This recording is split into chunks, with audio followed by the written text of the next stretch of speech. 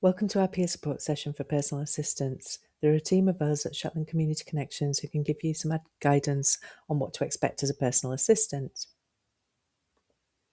This slide is a quick introduction of who we are, a charity based in Market House funded by the Scottish Government to provide independent advice with regard to direct payments. Our role is to support employers. We are not recruitment agents or the employer.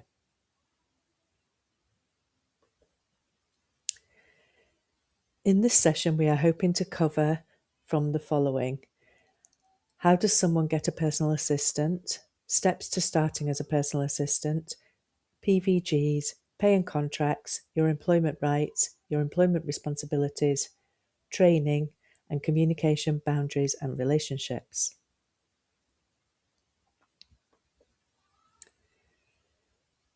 How does someone get a personal assistance?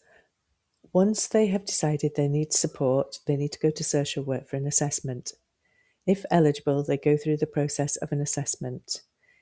If it is decided they have critical or substantial needs, then they would be offered a budget.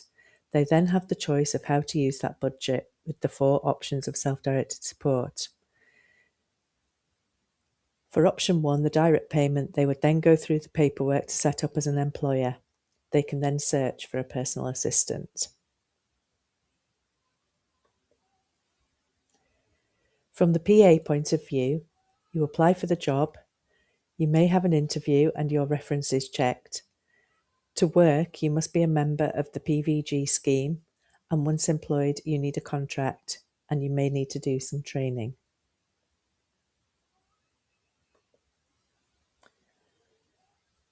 What does PVG mean? The Protecting Vulnerable Groups PVG scheme is a legal requirement in Scotland for individuals working with children and protected adults. When you apply to the scheme, Disclosure Scotland carries out a criminal record check. You'll get a disclosure which shows the results of these checks. The PVG scheme membership now lasts for 5 years. A protected adult is generally defined as an individual aged 18 or over who may require special care, support, or protection due to age, disability, or vulnerability. If you are working as a personal assistant, you will be working with children and or protected adults.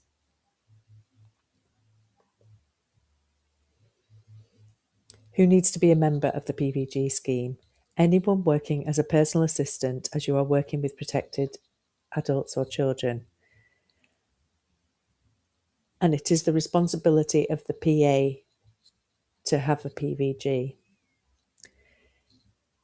SCC can support you to apply for the PVG, and the costs can be paid out of the direct payment budget. If a personal assistant works for multiple employers, do they need PVGs for everyone? If you apply through SCC, Shetland Community Connections, we can keep a record of which employers you are working for, and you only need to do one. Your rights as a personal assistant. As an employee, you are legally entitled to a contract or written statement of key terms from the first day of your employment. This should include details such as pay, hours, holiday entitlement, sick pay, notice periods, and their job role. Shetland Community Connections can provide a template contracts to support employers with this process.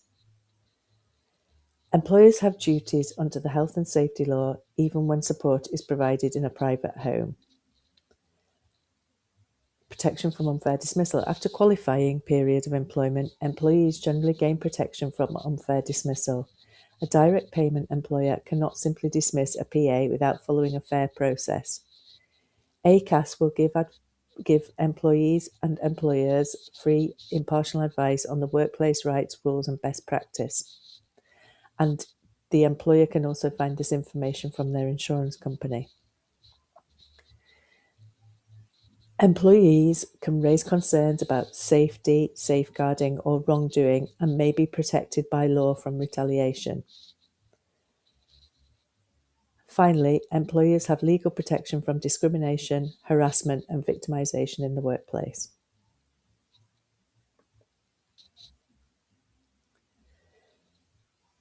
A PA earning £6,240 to £10,000 a year can ask to join the workplace pension and receive employer contributions.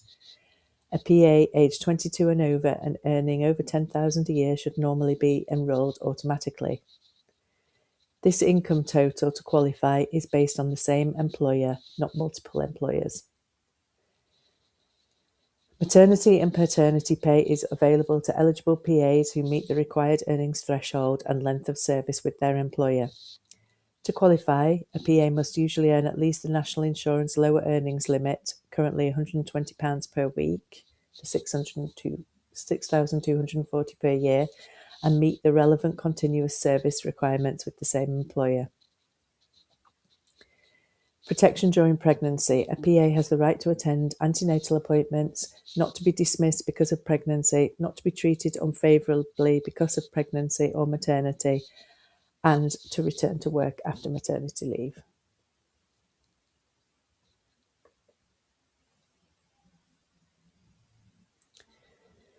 Responsibilities of personal assistants. Just as employers have responsibility to their PAs have responsibilities to provide safe, professional and person-centred support. These include following the terms of your employment contract, being reliable, punctual and communicating appropriately, being respectful, confidential and respecting privacy, promoting the employer's choice, dignity and independence, following health and safety guidance and work safety, maintaining professional boundaries, reporting concerns, incidents, risks or promptly, and completing any training required to carry out the duties competently. These responsibilities of the PA come from a combination of the employment law, health and safety law, and contractual obligations.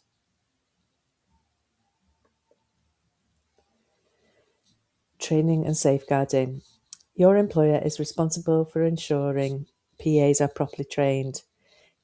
They should provide clear instructions and should not ask a PA to do things they are not trained for.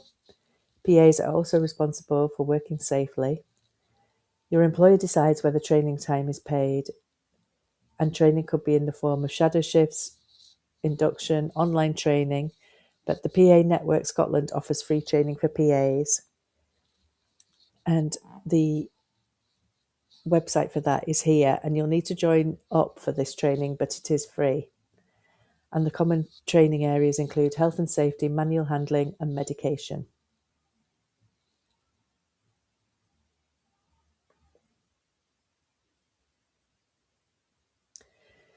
As you know, good communication, clear boundaries and mutual respect are all key to building positive working relationships.